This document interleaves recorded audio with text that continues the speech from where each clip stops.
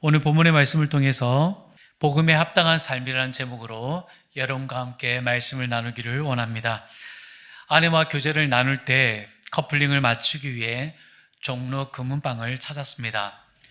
여러 곳을 둘러보던 중 한 금은방 점주께서 저를 보더니 대뜸 사자 들어가는 직업을 가지고 계실 것 같다고 말씀하시는 것입니다. 좀 뜬금없는 말씀에 그렇다고 대답했더니 가만히 보시면서 아마도 변호사나 전도사일 것 같다고 말씀하시는 것이었습니다. 아내와 저는 깜짝 놀랐습니다. 그래서 제가 웃으며 점주에게 여쭤보았습니다. 제 직업이 무엇일 것 같으냐고 말이죠. 그랬더니 잠시 자세히 보시더니 전도사라고 말씀하시는 거였습니다. 저에 대한 어떤 개인정보도 드린 적이 없는데 처음 보는 점주가 제가 어떤 일을 하는지 알아맞추시는 것을 보고 깜짝 놀랐습니다. 한바탕 웃고 더 이상 여쭤보지는 않았지만 사람마다 어떤 직업을 갖느냐에 따라 외적인 모습에서 어떤 드러나는 표시가 있는 것 같다라는 생각이 들었습니다. 저의 옷차림이나 아니면 눈빛, 말투 등을 통해서 말이죠. 그때 사건을 통해서 깨닫게 된 것은 사람은 자신이 하는 일 혹은 자신이 속한 곳에 따라 그에 합당한 흔적이 있고 그에 맞게 변하게 된다는 것입니다. 이처럼 경찰관, 법관, 정치인, 소방관, 의사분들이 자신의 직업에 합당한 삶을 산다면 많은 사람들이 보호를 받게 될 것이고 그뿐 아니라 다양한 직업군의 사람들이 자신의 일에 합당한 삶을 산다면 서로에 대한 존중과 보살핌으로 기쁨이 가득한 사회가 될 것 같습니다. 바울은 1장에서 빌립보 교회를 생각하고 기도할 때마다 감사와 기쁨이 가득한 교회라고 칭찬을 하였습니다. 하지만 복음에 합당한 삶을 살라고 바울이 권면하는 의도를 보게 되면 그것이 그만큼 중요한 가치가 있기 때문일 뿐만 아니라 빌립보 교인들이 그에 대비하여 어떤 어려움이나 위기에 당면해 있다는 소식을 듣게 되어 그에 대한 솔루션을 제시하는 것으로 보이기도 합니다. 그것은 바로 복음에 합당한 삶을 살라고 하는 바울의 권면입니다. 복음이란 무엇입니까? 여러분이 잘 아시는 대로 예수님께서 우리 죄를 위해서 죽으시고 부활하신 것을 우리가 믿으면 우리가 죄사함을 받고 하나님의 자녀가 되어 구원받고 영생을 얻게 된다는 기쁜 소식을 말합니다. 우리는 이 기쁜 소식, 복음을 얻기 위해 어떤 노력도 하지 않았고 어떤 노력을 해야 하는지도 몰랐습니다. 우리가 아무리 노력해도 얻을 수 없는 이 구원은 오직 예수님의 은혜로만 이루어진 결과이며 우리에게 값없이 주어진 가장 귀한 선물입니다. 이러한 구원의 선물이 우리에게 주어지기까지 예수님께서 몸소 보여주신 삶 또한 복음입니다. 그렇다면 합당하다라는 것은 무슨 뜻입니까? 우리는 무엇을 두고 합당하다고 판단합니까?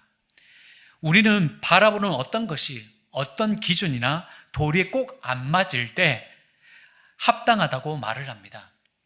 사도 바울은 본문 27절에서 그리스도의 복음에 합당하게 생활하라고 말씀하는데 여기에서 합당하다라는 단어, 헬라어는 악시오스라는 단어입니다.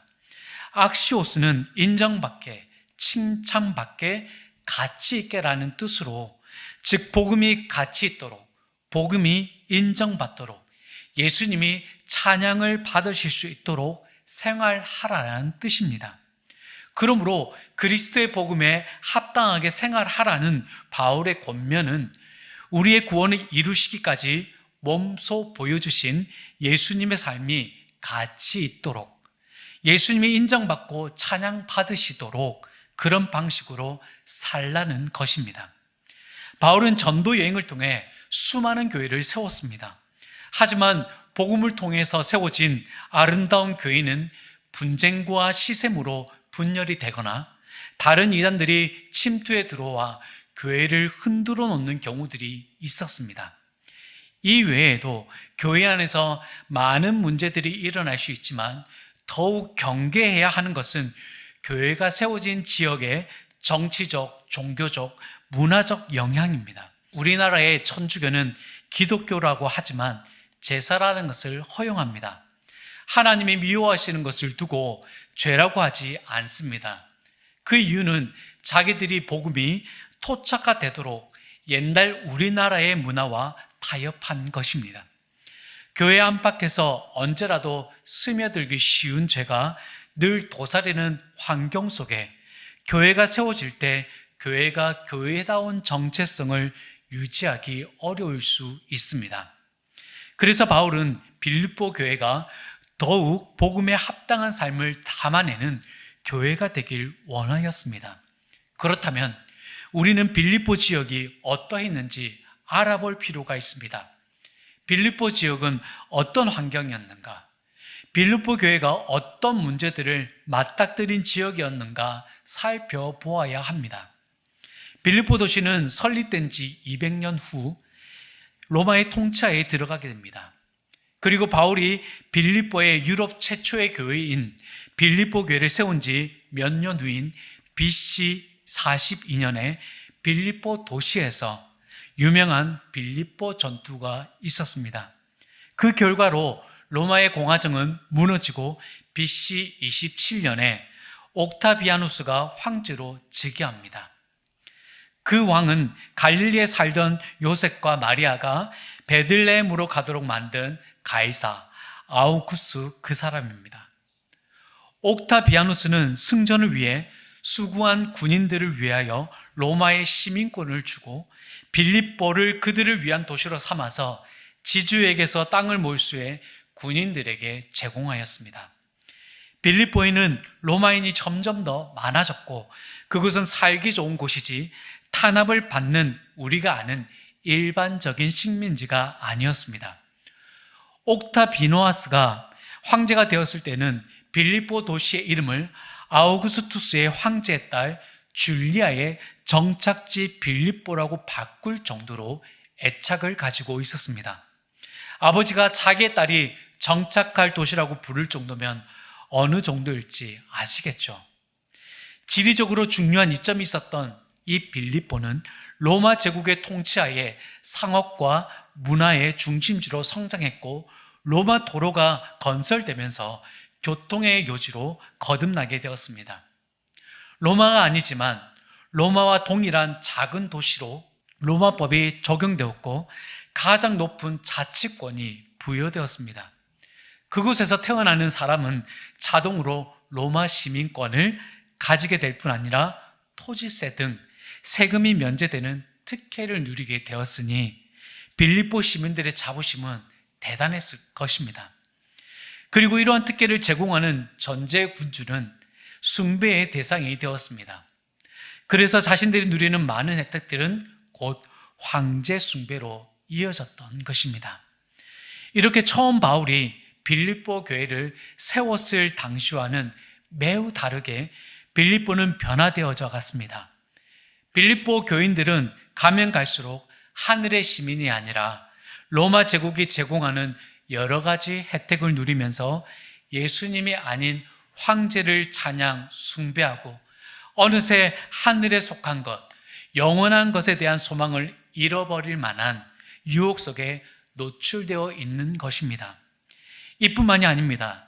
로마 제국의 큰 도시들은 대부분 신전이 있었는데 빌립보에도 아폴로 신전과 아데미 신전이 있었던 것이죠. 신전이 있었다면 환경적으로 우상 숭배가 더욱 강화되었을 것은 자명한 것입니다. 이미 빌립보 도시는 상업과 교통의 중심지로서 다양한 문화가 교류되었고 다양한 민족들이 오가는 지역이었는데 그런 영향으로 바다의 신, 하늘의 신 등등 잡신들을 숭배하는 문화가 이미 만연하였습니다. 우상 숭배와 함께 성장하는 것은 바로 점술입니다. 다양한 민족의 문화가 교류되는 가운데 점술로 이득을 보는 상업 행위들이 여기저기에 성행하였습니다. 바울이 빌립보에서 전도할 때 귀신 들린 여종 하나를 고친 사건이 있었습니다. 그때 여종의 주인이 자기들의 수익이 끊어졌다고 바울과 실라를 관리들에게 끌고 가 성 안을 요란하게 하여 로마 사람인 우리가 받지 못하고 행하지도 못한 풍속을 전한다 하면서 바울과 실라를 옥에 가두는 일이 벌어졌었습니다. 사도행전 16장 21절에서 23절에서 잘 기록하고 있습니다. 빌립보는 다문화 사회였다고 보아도 될 정도로 다양한 민족이 거주하는 도시였는데 이 다문화에는 장점도 있고 단점도 있습니다. 장점을 먼저 살펴보게 되면 다양한 관점과 생각이 교류되면서 새로운 아이디어와 창의성이 증진될 수 있다는 것입니다. 다양한 예술, 음악, 음식, 축제 등 즐길만한 요소들이 풍성해질 수 있습니다. 또한 문화 교류를 통하여 새로운 시장이 형성되고 경제도 성장할 수 있었습니다. 그러나 단점을 보게 되면 가장 크게는 정체성 혼란과 문화적 상대주의를 들 수 있습니다. 서로 다양한 문화에 노출되면서 자신의 정체성에 대한 혼란을 겪게 될 수 있고 문화적 상대주의로 도덕적인 혼란을 겪게 될 수 있으며 복음의 절대성을 부인하고 너도 옳고 나도 옳다는 식의 믿음을 가지게 될 수 있습니다. 예수 그리스도만이 진리며 구원의 통로라는 바울이 전한 복음은 그들에게 아예 듣도 보도 못한 풍속이었던 것이었습니다. 이 문제는 빌립보의 문제가 아니라 오늘날 우리의 문제이기도 합니다. 예수님만이 진리이고 구원의 통로라고 하는 우리를 독단적이고 구시대적이라고 비난하지 않습니까? 또한 이 지구는 지금도 범세계적으로 다문화되어 가고 있습니다. 지금은 우리 앞에 놓여 있는 차별금지법도 나라 간의 문화적인 다양성 지원을 넘어서 성적 정체성의 혼란을 가져오고 도덕적 혼란을 부추기는 심각한 문제로 대두되고 있습니다. 하나님은 남자와 여자를 창조하셨으며 사람이 태어날 때 우리는 성별에 따라 남성과 여성으로 나누는 것이 일반적이었습니다. 그러나 지금은 자신의 신체적인 성별과 관계없이 정신적으로 결정할 수 있는 성이 있다고 합니다. 그것을 젠더라고 합니다. 두 가지가 일치하는 사람을 시스젠더라 하고 일치하지 않는 사람을 트랜스젠더라고 말합니다. 트랜스젠더의 범주에 속하는 사람들도 다양한데 그중에 남성도 여성도 아닌 중성인 안드로신, 스스로의 성이 느껴지지 않아 여성도 남성도 중성도 거부하는 에이전더, 심리 상태에 따라 다르게 성을 느끼는 바이젠더, 상황에 따라 다른 성을 느끼는 젠더 플루이드가 있습니다. 여러분은 어떻습니까? 가장 먼저 드는 생각은 혼란스럽다라는 것입니다. 젠더에 대한 용어를 정리해 보는 것만으로도 이렇게 혼란스러운데 실제 미디어에서 이미 성소수자들의 젠더를 인정하는 법이 적용되고 있는 나라들의 사례를 접하게 될 때는 참 마음이 어려워집니다. 우리나라에도 차별금지법이 만약 시행하게 된다면 우리는 성경에서 말하는 죄를 죄라고 말하지 못하는, 또한 소수자에 의한 다수자의 탄압이 현실화될 수 있는 것입니다. 이제는 코앞에 있습니다.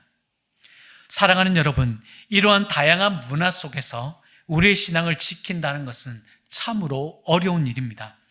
다문화 사회 속에서 상대를 존중해야 한다는 미덕은 인간 존중이라는 것에서 시작했으나 종교적, 도덕적 혼란을 가져오고 있으며 우리 다음 세대 자녀들이 자신이 누구인지도 모른 채 정체성의 혼란 속에 살아가게 될 위험에 놓여 있는 것입니다. 이름으로는 그럴듯한 다문화가 존중되는 사회, 이런 사회 속에서 우리들은 어디에 기준을 두고 어떻게 살아가야 할까요? 황제 숭배와 우상 숭배, 다양한 문화 교류 속에 성장하는 점술, 그들의 마음을 채워주는 로마 시민이라는 자긍심 속에 점점 정체성과 방향성을 잃고 해이해질 위험에 처한 빌립보 교인들의 소식을 들으며 감옥에 있는 바울은 안타까운 심정으로 어떻게 하늘나라 시민으로서 생활해야 할지를 권면하는 것입니다. 빌립보서 1장 27절 말씀 함께 읽겠습니다. 오직 너희는 그리스도의 복음에 합당하게 생활하라. 아멘. 주변의 문화와 상관없이, 사람들의 시선에 관계없이 너희는 그리스도의 복음에 합당하게 생활하라라고 사도 바울은 오직 너희는이라고 강조하고 있습니다. 여기에서 생활하다에 쓰인 폴리투오마이라는 헬라어 단어는 시민의 일원으로 살다, 정치에 참여하다 등의 의미로 사용하고 있습니다. 이것은 바울이 로마 시민으로서 누리는 혜택과 자긍심, 그 위에 존재하는 황제 숭배와 우상 숭배에 저항하고 신앙을 지켜나가려는 빌립보 교인들이 겪고 있을 유혹이나 어려운 가운데서 어떻게 하늘나라 시민으로 바르게 살아가야 할지를 말해주고 있는 것입니다. 이러한 바울의 편지는 잘못 생활하던 자들에게는 경각심을, 견디던 자들에게는 힘과 위로가 되었을 것입니다. 혼란스러운 사회 속에서 살아가는 우리들에게도 경각심을 주고 힘과 위로가 되는 말씀이 되기를 소망합니다. 아멘. 그렇다면 그리스도의 복음에 합당하게 생활하는 모습인지 오늘 말씀에서 세 가지를 살펴보기를 원합니다. 첫째로 복음의 신앙을 위하여 한 마음과 한 뜻으로 협력하는 것입니다. 빌립보서 1장 27절 함께 읽겠습니다. 너희가 한 마음으로 서서 한 뜻으로 복음의 신앙을 위하여 협력하는 것과. 아멘. 존 칼빈은 마음이 질서 있게 화합되면 뜻도 하나가 되어진다고 말했습니다. 성경에서 마음에 대한 표현은 하나님과 관계된 측면에서 자주 사용되어집니다. 요한복음 4장 23절과 로마서 10장 9절 우리 함께 읽겠습니다. 하나님은 영이시니 예배하는 자가 영과 진리로 예배할지니라. 내가 만일 내 입으로 주로 시인하고 내 마음에 하나님이 그를 죽은 자 가운데서 살리신 것을 믿으면 구원을 얻으리라. 아멘. 여기서 마음은 신을 향한 긍정적이나 부정적인 생각을 품게 되는 영역을 말합니다. 또한 생각만이 아니라 어떤 대상에 대한 감정, 기억, 의지 등 뇌의 모든 인지 과정을 포함합니다. 바울은 빌립보 교인들이 믿음의 대상인 하나님 한 분을 향한 마음으로 서 있기를 원하고 있습니다. 여기에서 서다라는 헬라어 스테코는 보철을 서는 군인을 뜻할 때 사용하는 단어입니다. 이 단어의 뜻은 굳게 서다, 꼿꼿하다라는 의미를 가지고 있습니다. 이곳저곳 기웃거리지 않는, 하나님을 향한 한 마음으로 굳건하게, 꼿꼿하게 서서 우러나 좌로나 치우치지 않는 신앙을 가져야 함을 말해주는 것입니다. 내가 숭배하는 대상, 내가 추구하는 대상이 하나님 외에 또 무엇이 있지는 않은지 돌아보아야 합니다.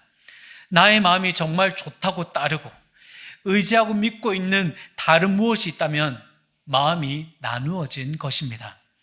하나님을 향한 마음이 둘로 나누어질 때 신앙의 변질이 오게 되고 세상의 법과 하나님의 법 사이에서 혼합된 신앙을 가지게 되어 자신들의 행위에 대해 바르게 판가름하지 못하는 일이 벌어집니다. 그리고 말씀은 그런 자를 하나님의 나라에 합당하지 않은 사람으로 말씀하고 있습니다. 누가복음 9장 16, 72절 손을 쟁기 붙잡고 뒤를 돌아보는 자는 하나님의 나라에 합당하지 아니하니라. 아멘. 이렇듯 우리 모두의 마음이 온전히 하나님의 법을 따를 때 복음의 신앙을 위하여 한 마음과 한 뜻이 될 수 있는 것입니다. 마음과 뜻을 하나로 이루게 되면 모든 것이 잘 됐듯 싶은데 바울은 이어서 복음의 신앙을 위하여 협력하라고 말씀하고 있습니다. 혼자서는 감내하지 못하는 연약한 자들을 위해서 또한 성도들이 서로 도와야 합니다. 신앙이 흔들리지 않도록 잡아주어야 합니다. 잘못된 선택을 하게 된다면 그게 아니라고 말해줄 수 있어야 합니다. 우리가 함께 예배를 드리고 믿음의 교제를 나누는 일에 힘써야 되고, 자신의 연약한 부분을 인지하고 넘어지지 않기 위하여 신앙을 강화하는 것도 필요합니다. 그래서 교회 안에 있는 다양한 훈련과 양육은 피차간의 신앙생활에 도움이 되는 것입니다. 로마서 8장 28절에 우리가 알거니와 하나님을 사랑하는 자 곧 그 뜻대로 부르심을 받은 자들에게는 모든 일이 합력하여 선을 이루느니라. 아멘. 바울의 사역 현장에서도 바울은 혼자가 아니었습니다. 함께 전도하는 사람, 물질로 후원하는 사람, 기도로 돕는 사람 등등 각자가 그리스도의 복음을 위하여 할 수 있는 힘을 다할 때, 또한 그 힘을 다 합하여 하나님의 뜻을 이루는 것입니다. 하나의 사역을 하더라도 서로가 분담하여 이루게 될 때 효율적인 사역을 이룰 수 있게 됩니다. 또한 초대교회는 말씀 안에서 교제하고 함께 먹고 기도하기를 힘쓰는 공동체였습니다. 서로가 서로를 세워주는 힘을 바탕으로 그들은 온 백성에게 친송받을 뿐 아니라 그들을 통해 구원받는 사람이 날마다 더하여져 하나님의 나라가 확장되는 기쁨을 누렸습니다. 우리가 믿는 복음을 위하여 한 마음과 한 뜻을 이루는 우리 모두가 되시기를 축복합니다. 두 번째로, 그리스도의 복음에 합당하게 생활하는 모습은 핍박을 두려워하지 않는 것입니다. 28절 말씀을 보면 당시에 빌립보 교인들을 대적하는 자들이 있었던 것을 알 수 있습니다. 28절 말씀 함께 읽겠습니다. 무슨 일에든지 대적하는 자들 때문에 두려워하지 아니하는 이 일을 듣고자 함이라. 이것이 그들에게는 멸망의 증거요 너희에게는 구원의 증거니 이는 하나님께로부터 난 것이니라. 아멘. 바울의 선교 사역을 자세히 기록하고 있는 사도행전을 보면 끊임없이 유대인들이 바울을 따라다니며 그를 죽이려 하고 사역을 막으려 했던 내용들이 자주 등장합니다. 바울의 가르침으로 복음을 믿고 있는 빌립보 교회를 그 유대인 무리들이 가만히 둘 리가 없었을 것입니다. 또한 당시 우상 숭배와 황제 숭배를 거부하고 신앙을 지키려고 하는 성도들은 로마 정부로부터 핍박을 받기도 했으며, 신자들 중에서는 율법주의를 버리지 못해 할례를 받지 않으면 구원받지 못한다는 압박으로 바울의 가르침을 대적하여 교회를 분열시키려 하는 무리도 있었을 것입니다. 더 안타까운 것은 바울이 죄를 지었으니까 감옥에 갇힌 거라고 믿는 사람들입니다. 바울이 감옥에 갇혀 있음에도 여전히 바울이 전한 복음을 믿고 바울을 지지하는 성도들은 그와 더불어 손가락질을 받고 모욕을 받았을 것입니다. 그러나 바울은 그리스도를 위해 매인 것을 오히려 자랑스럽게 생각했습니다. 예수님을 위해, 복음을 위해 갇힌 것을 자랑스럽게 생각했습니다. 바울은 어떤 대적을 상대하더라도 대적자들로 인해 빌립보 교인들이 두려워하지 않기를 바랬습니다. 대적자들을 두려워하지 않을 이유가 무엇입니까? 첫 번째로, 핍박은 대적자들이 멸망받을 것이라는 증거, 곧 사인이라는 것입니다. 유대인 대적자들의 소행을 구체적으로 몇 가지 살펴보게 되면 사도행전 14장에 바울이 안디옥에서 전도 여행을 할 때 유대인들이 보고 질투하여 바울의 입을 막고 비방하였습니다. 사도행전 14장에 이고니온에서 사도 바울이 전도할 때 믿지 아니하는 유대인들이 이방인들의 마음을 선동하여 형제들을 악하게 하였습니다. 사도행전 21장에 바울이 예루살렘에서 복음을 전할 때 온 성이 소동하여 백성이 다 달려와서 바울을 붙잡고 성전 밖으로 끌어내었습니다. 이렇게 여러 지역에서 복음을 전할 때 많은 대적자들을 바울이 만나면서도 위축되지 않고 자신의 사명을 담대함으로 감당해 나갈 수 있었던 것은 대적하는 그들의 행위를 멸망의 증거로 보았기 때문입니다. 곧 멸망할 자들이 하는 행동이라는 것이죠. 그들은 멸망할 것이므로 그들을 두려워할 필요가 없다는 것입니다. 고린도서 2장 15절과 16절, 로마서 1장 18절 우리 한 목소리를 읽겠습니다. 우리는 구원받는 자들에게나 망하는 자들에게나 하나님 앞에서 그리스도의 향기니 이 사람에게는 사망으로부터 사망에 이르는 냄새요 하나님의 진노가 불의로 진리를 막는 사람들의 모든 경건하지 않음과 불의에 대하여 하늘로부터 나타나나니. 아멘. 둘째로 대적자들을 두려워하지 않을 이유는 핍박은 곧 신앙을 지키는 우리들에게는 구원의 증거이기 때문입니다.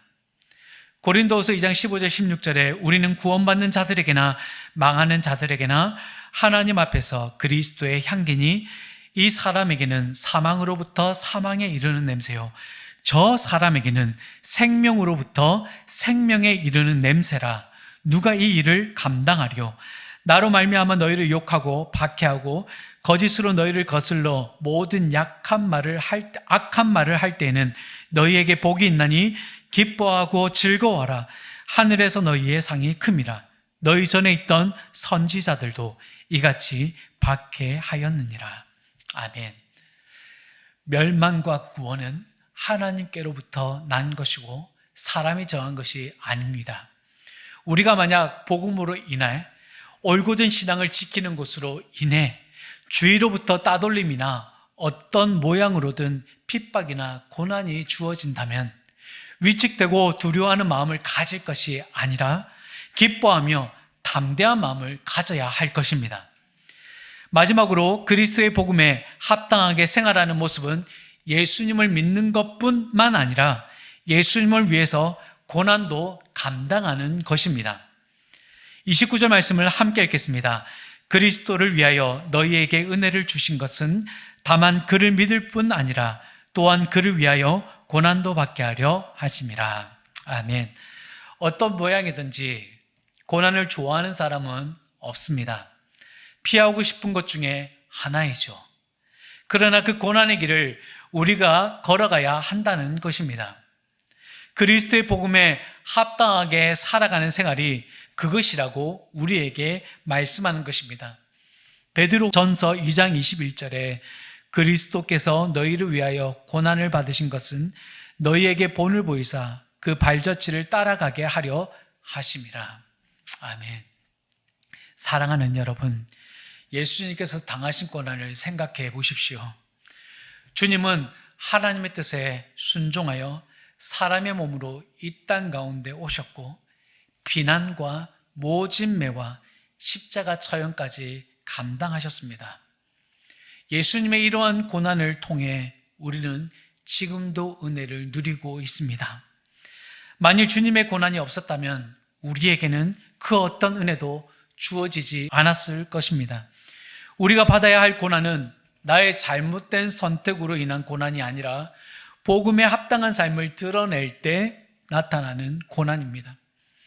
바울의 권면을 통해 빌립보 교인들이 고난 때문에 복음에 합당한 삶을 피하지 않고 오히려 결단하고 결심하게 되는 분명한 이유가 있습니다. 29절에 그리스도를 위하여 너희에게 은혜를 주신 것은 그것은 그들이 받은 하나님의 사랑이고 구원의 은혜입니다. 바울은 로마서에서 환난 중에서 소망을 잃지 않는 이유를 이렇게 표현합니다. 다만 이뿐 아니라 우리가 환난 중에도 즐거워하나니 이는 환난은 인내를, 인내는 연단을, 연단은 소망을 이루는 줄 알미로다. 소망이 우리를 부끄럽게 하지 아니함은 우리에게 주신 성령으로 말미암아 하나님의 사랑이 우리 마음에 부은 바 됨이니. 우리 빨간색 구절을 한 번 더 한 목소리를 읽겠습니다. 하나님의 사랑이 우리 마음에 부은 바 됨이니. 아멘. 사랑하는 여러분, 말씀을 맺겠습니다. 오늘 우리는 왜 복음에 합당한 생활을 해야 하며 복음에 합당하게 생활하는 모습은 어떤 모습인지 빌립보 교인을 향한 바울의 권면을 통하여 배우고 알게 되었습니다. 하나의 작은 로마와도 같았던 빌립보 도시에서 어느덧 영원하지 않은 이 땅의 것을 자랑하고 하나님이 아닌 다른 대상을 향해 마음이 나누어지지 않기를 바울이 바라면서 했던 권면은 바로 그리스도의 복음에 합당하게 생활하라는 것이었습니다. 그것은 곧 우리의 구원을 이루기 위한 예수님의 삶이 가치 있고 헛되지 않도록 예수님만이 찬양받을 대상이 되도록 생활하라는 것입니다. 그렇게 살기 위해서는 첫 번째로 복음을 위해 한 마음과 한 뜻으로 협력하고, 둘째로 핍박을 구원의 증거로 생각하여 두려워하지 않으며, 셋째로 우리가 받은 구원의 은혜를 인하여 그리스도를 믿기만 할 뿐 아니라 고난도 함께 감당해야 하는 것입니다. 영적인 빌립보 도시와 같은 곳을 지금도 우리는 살아가고 있습니다. 하나님의 은혜가 임하기 전에 우리 모두는 대적자들이었고 멸망의 증거, 사망의 그늘 아래 앉아 있는 자들이었습니다. 그런데 하나님의 사랑의 복음을 통하여 우리는 하나님의 자녀된 신분으로 생명의 길을 걷는 행복자가 되었습니다. 복음을 위해 한 마음으로 협력하고 핍박에도 담대하고 고난도 기쁨으로 감당하는 복음에 합당한 삶은 오늘 우리 모두에게 하나님의 자녀된 신분으로 살아가는 행복한 삶이라는 사실을 잊지 않고 승리하며 살아가는 우리 모두가 되시기를 주님의 이름으로 축원합니다.